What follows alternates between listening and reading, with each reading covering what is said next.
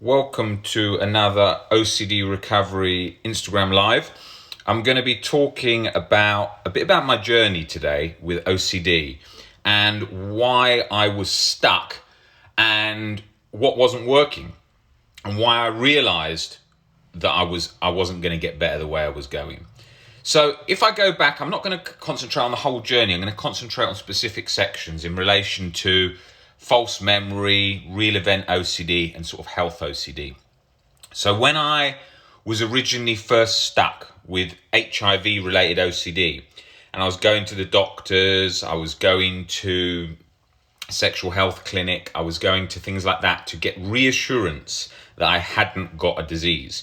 Now, the reason it picks HIV, for example, is because it's a disease that we tend to, it can pick anything because people can have all different reasons for being scared of any particular thing. But it picked HIV for me, obviously, because it's a thing that we imagine to be life-threatening. What if it's left and then goes into AIDS and so on? And there was no risk at all of contracting it, barely anything. But I had so little knowledge on the subject. And I was so young, I was like 17, 18.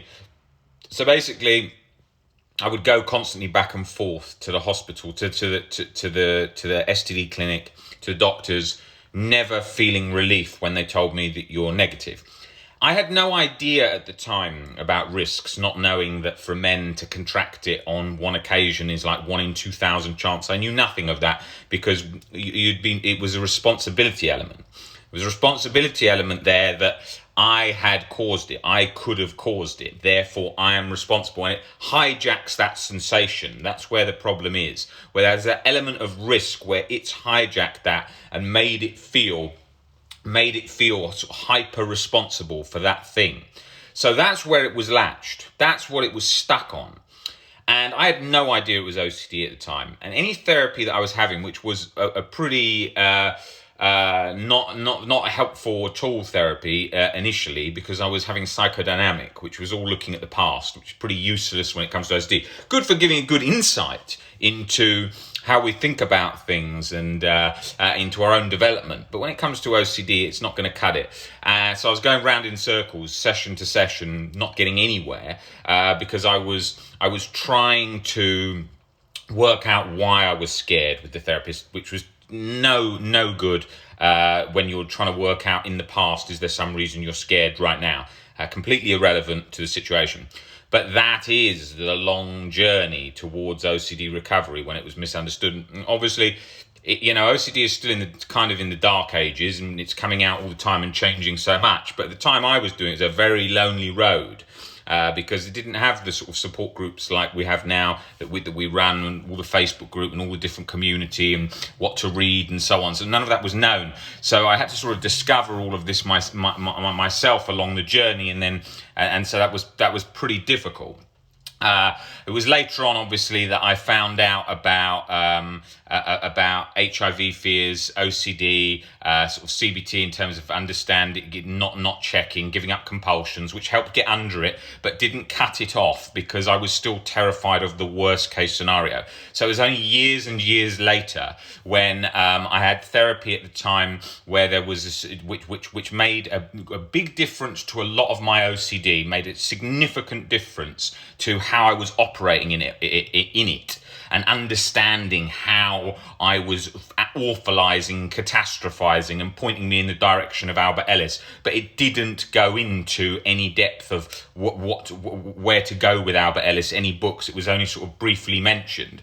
So I then later on obviously discovered that and got under those fears, and then had to read the books. But it was an uncharted territory. I'd never seen anyone really going down that path, because I was on my own, the same as all people suffering with OCD. It was a lonely journey because you haven't got a friend that's going through the same to sort of understand it. And the friends that I did have were coming from a sort of mindfulness and ACT and were still remaining stuck.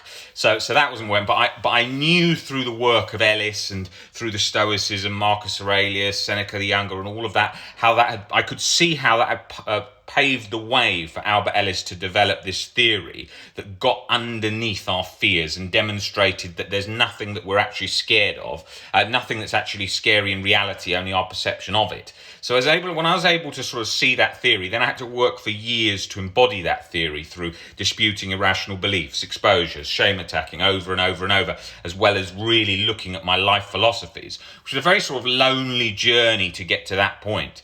And when I got there, it was a very isolating feeling, because I knew that I was one of very, very few people that had got to that level of recovery, because I could see that even if anything happened in reality, it was my perception that was fueling it. And I knew how hard that journey was and what was involved in that to get there. And I thought very few people would probably take that path and understand that.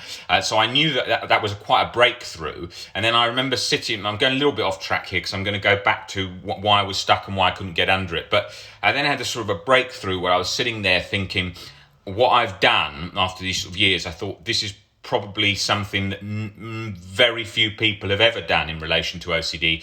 I thought, now I have to work to change that. And that became the long journey to get OCD changed out there, because I realized that, look, let's put it this way, just to demonstrate what OCD is like in me, so that you can see how I think. Imagine anything that you were scared of, anything at all, any fear. Maybe you were scared of contamination, but you got over it. You realised that dirt is not going to harm you, not going to be terrible, not going to be the scariest thing in the world, and so you realised that, and you were no longer scared of it. So it went. In your mind, you were no longer scared of that. Or maybe it was a gay OCD, and now you're no longer scared of being gay. You can see it's not going to harm you. Some people might judge you, but you don't need their approval. So that then went. Those went because you are no longer scared of those things. Those are no longer bother you. They are no longer latched. Now, for the harder ones, the harm, the murders, the stabbing or whatever, and you have the harm-based OCD and so on, it's so much more difficult to do it because so few humans understand that, because most humans are very irrational. They do not understand anything about self-acceptance. They all believe in conditional self-acceptance. The whole world's built on it. If you're a good footballer, you're a great person, you're a great hero. Now you're just a human who's kicking around shaped ball that we happen to regard very highly at the moment, that we then rate the whole human as amazing because they did that, instead of they've got a talent and are just as intact as the other humans. So we have to look at that, and we have to look at what we're trying to achieve here. And we have to look at, so first of all, if we weren't scared then of contamination, we weren't scared of being gay, we were no longer scared of others, we deeply believed that. Even if we were dirty, even if we had actually been gay, we were no longer scared. That was in reality, not just OCD, we were no longer scared. So then we had to move to the others. Now, that doesn't mean you need to be have unconditional self-acceptance fully embodied. You just need to oil the cogs so that the brain can see that it's not terrifying as you imagine. So it turns down that massive threat response, because it would not turn down. And this brings back to my earlier point. The reason 99% of OCD sufferers never maintain long-term recovery is they are too scared of, if the thing is reality, their brain cannot accept a 0.0001% risk.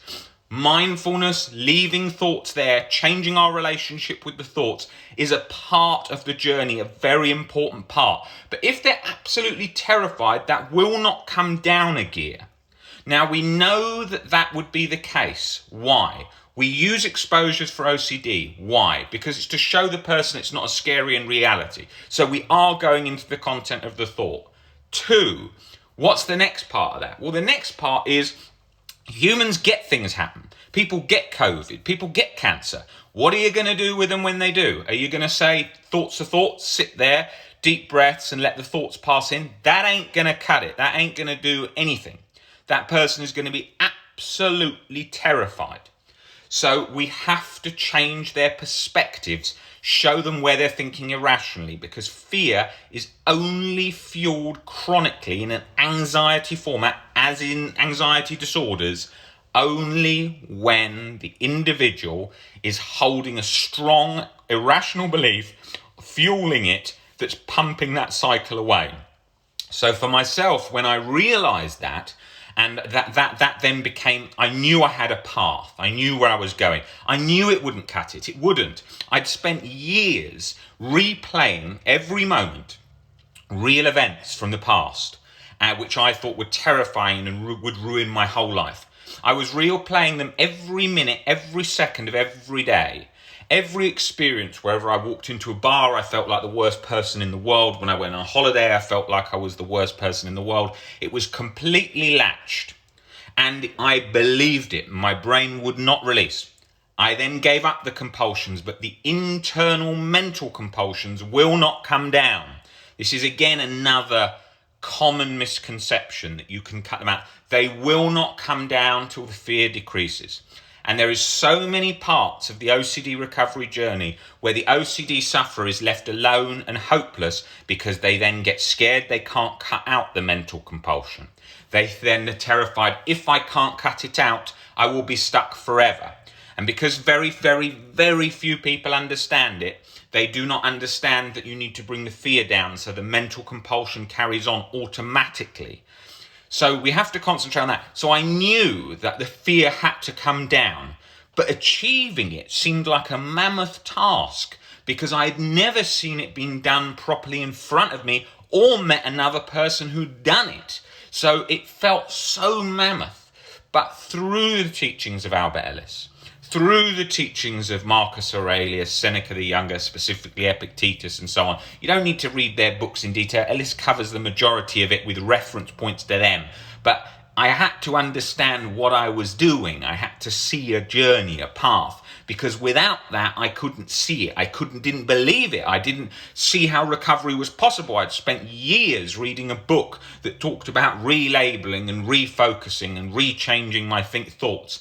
Absolutely left me stuck for years, and it was pioneered as one of the main books for OCD, and I was thinking, how is this possible? It does not work. It works in certain situations with lighter OCD, where the individual isn't chronically stuck in it. It works then, but I was reading that and watching videos and trying it from every angle to do it. Now, you could say I was over trying it. Well, I then spent a year not trying, leaving it there, doing some mindfulness a bit, living my life, bringing it for the ride as best I could. And it was just like that, pumping in the background all the time. Chronic anxiety. That's the worst thing. You're the worst for that. Can't let you off the hook. Everyone's going to think you're terrible. Or with the diseases, you're imminently going to die. You're imminently be in chronic pain. It was so... OCD is like a locking mechanism, okay? So it sort of locks up all in your head like this. And it has various sort of tentacles that are sort of locking together. And those are all just sort of it through habit and how it operates and beliefs that all come together like that. So we have to pick away each one like that gradually till we get that freedom. And then when we start to feel that freedom, boom, it goes back like that when we become scared of things, maybe commonly known as backdoor spike. And we are then scared of not being scared, and bang, we're back into the scared cycle, and so on, and various other things that will latch and make it pull together. Now, I realised in this journey at the beginning that OCD was very misunderstood. Barely anyone understood it. Every therapist went to countless specialists, everything. Barely anyone understood it, and still today it's not far from that. So I realised it would require a huge amount of work.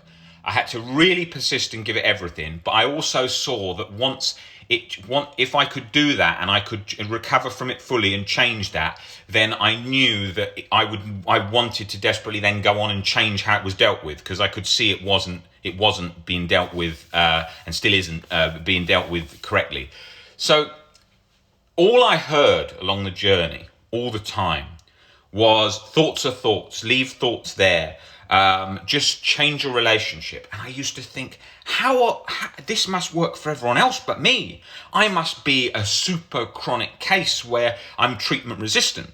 And then online I saw other people who were like, just finished a course of 10 sessions. They said that was getting better. Now it's finished. I feel terrible and more lonely than ever. And I realized, this is what the majority of the world's going through with OCD. And I realized very quickly that what was happening was that thoughts, no, I didn't realize very quickly, it's not true at all, I was just thinking another point. I didn't realize very quickly that thoughts are thoughts doesn't get under it. So I was still going with that all the time, thinking, why my brain won't do it? But then I realized much later on that the brain won't let you off that 0.0001% if the fear is so high, or you're fused to it with no understanding of uncertainty at all. Now, uncertainty alone can't be used, because uncertainty alone is just like saying to somebody, okay, go and get in a hot bath. This is sort of an analogy that I often use. Get in a hot bath, relax, put some nice music on. By the way, there's a burglar breaking in downstairs who's got a gun, but just relax, do some deep breathing, you'll be fine. That person's heart is going to be beating out their chest, because there is a real risk down there.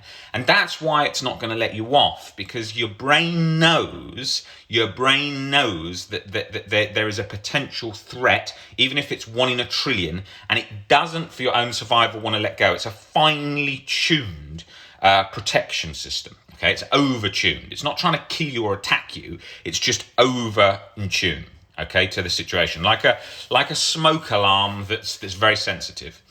And another analogy that I often make is like having a massage where you're trying to relax, and then you've got a Rubik's Cube in your hands under the table, and someone's saying, right, relax, but you've got to get this Rubik's Cube completely done in the next 3 minutes, otherwise you're going to be killed, right? Well, that is, again, very much like the OCD cycle, because that's the constant, fast internal work rate that we're doing to release that Rubik's Cube and sort it and work it out from every angle to free ourselves and our life.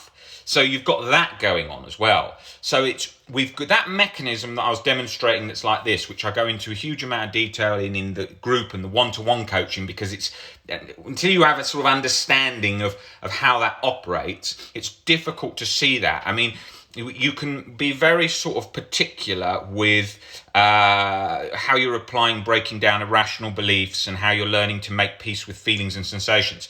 But without some sort of understanding of how your OCD is trying to catch you, trying to what it's looking for. So that's why it's good to have someone else who's sort of observing it separate to you, because they can see that. And on what I often did was, although it completely works in terms of breaking down irrational beliefs, learning to uncertainty, and the whole sort of unlocking thing. You can sort of piece that and put that together. Until you have an insight into how you're doing it, it's difficult to do that. Like, there was many things I did wrong. I disputed irrational beliefs way too much, like really forcefully trying to do them. I kept doing exposures over and over, trying to get relief, which doesn't work. Where people are like, I've got to get relief, I've got to chase it, I've got to get it. And they're going and going and going and going. This is done all the time. This is seen by top centres in OCD all the time. Someone doesn't get relief, more exposures, different exposures.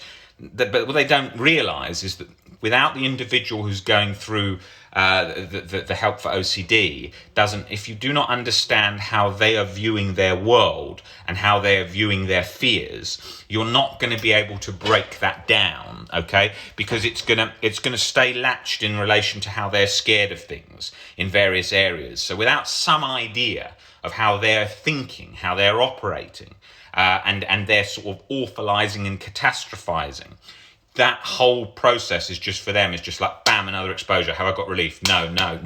And they're like chasing and chasing and chasing relief and getting rid of anxiety. So there's quite a lot of things there. And I'm going to be doing quite a few videos talking about that whole process of how that works. It's not rocket science. Recovery is not rocket science. But it is much harder than it is made out. There is hundreds of books that are like, make it super simplistic. Oh, just leave thoughts there. I'll just let them pass through your head. I'll just deep breathe and stuff like that. It's an easy book to write. I could write 1,000 books like that. That's why they're out there. And they appeal to people. Why? Because they're so easy to write. Any celebrity can write a book like that. And they're so appealing. Oh, wow, well, all of this goes away just by thinking it's anxiety and leaving the thoughts there. Yes. And if you just breathe, yes. And if you just relax, yes. And there's not much more to it. You're overdoing it. Oh, wow, this is great. This must be it. And then people chase that for years when that doesn't bring relief. And then they feel, oh, my God, I'm a worse treatment-resistant case. Okay? So it's more complicated than it's often made.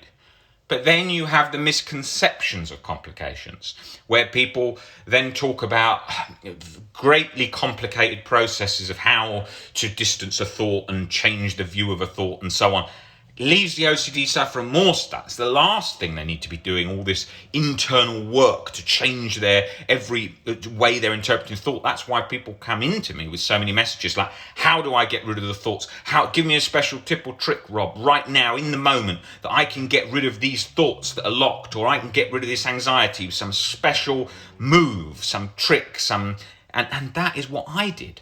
I spent so long going from all through forums all over the place, looking through forums everywhere for these tips and tricks and special answers to anxiety.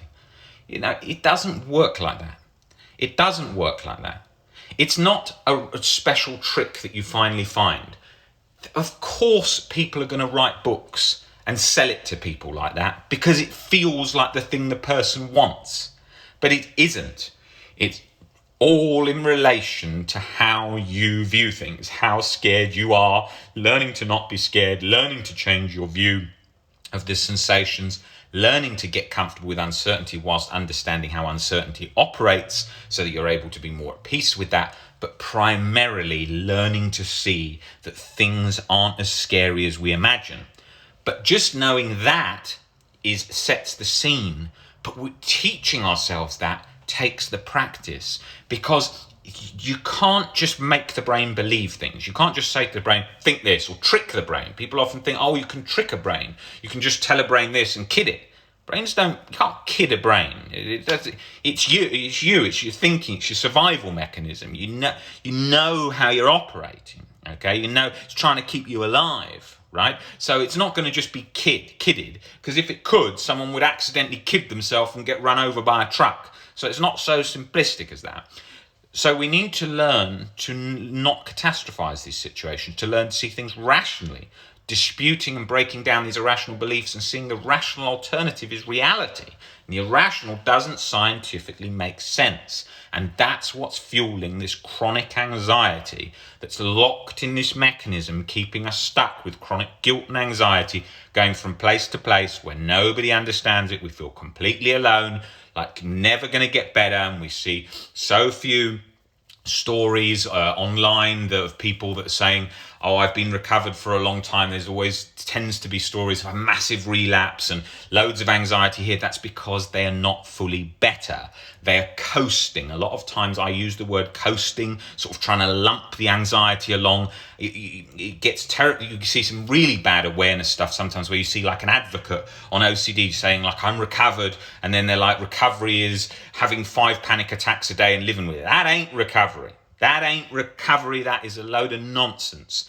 Recovery is the absence of chronic anxiety, the absence of intrusive thoughts which are strongly intrusive. Intrusive thoughts lose their intrusiveness, then they lose their frequency because the brain doesn't need to send them out.